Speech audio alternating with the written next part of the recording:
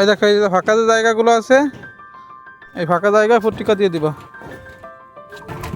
এই বিম ফেলানোর আগে প্রতিটা কলাম পরিষ্কার করা উচিত ছিল। অনেক সময় দেখা যায় কলম 7-8 মাস আগে ঢালাই দেওয়া হয়েছে, এক্ষেত্রে কলমের উপর শ্যাওলা পড়ে। ছাদে বিমের রড ফেলানোর পূর্বে অবশ্যই কলম পরিষ্কার করতে হবে। অনেক জায়গায় রডে রেড অক্সাইড রং মারা থাকে, ঢালাইয়ের পূর্বে অবশ্যই রেড অক্সাইড রংটি উঠিয়ে নিতে হবে। এই জায়গাটা শ্যাওলা শ্যাওলা পড়ছে কী পরিমাণে, ঢালাই দিলে কি ঢালাই থাকবে আপনি বলেন এখানে? আর এই যে আগলা যেমন এই যে ভাঙে গেছে না আপনাদের বিম সেট করতে যে এটা এখন নগদে ফেলা দেয়, এটা ফেলা দিয়ে এখানে ঠিক করেন। আপনি এই যে বিমটা দিচ্ছেন, এই বিমের ভিতর তো রিং পাবে, সেই রিং আপনি কীভাবে ঢুকাবেন এখন? হ্যাঁ, বিমের ভিতরে রিং পাবে তো। হ্যাঁ,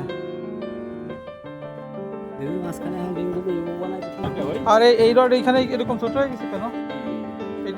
এটা এই যে এইখানে এই যে ছোট কেন? এটা তো টপ রড, আপনি এটা চাপাই দিন,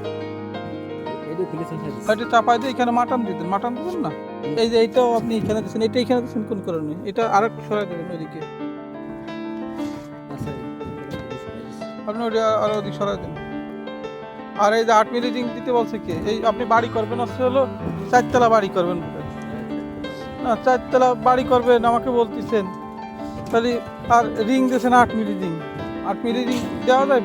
এই এত বড় স্প্যান, একটা কলম থেকে একটা কলমের দূরত্ব আছে আপনার 17 ফিট 18 ফিট।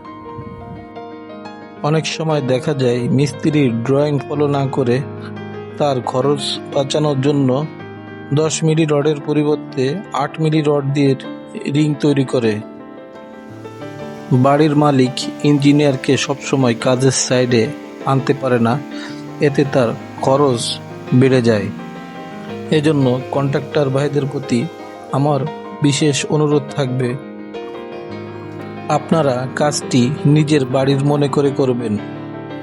জীবনের অর্ধেক সময় ধরে অল্প অল্প করে অর্থ সঞ্চয় করে একজন মানুষ তার কাঙ্ক্ষিত স্বপ্নের বাড়ি নির্মাণ করার কথা চিন্তা করে। কাজের মান যদি খারাপ হয়, হয়তোবা সে আরেকটি বাড়ি তৈরি করতে পারবে না। এজন্যই কাজ করবেন যাতে মালিকের কোনো ক্ষতি না হয়।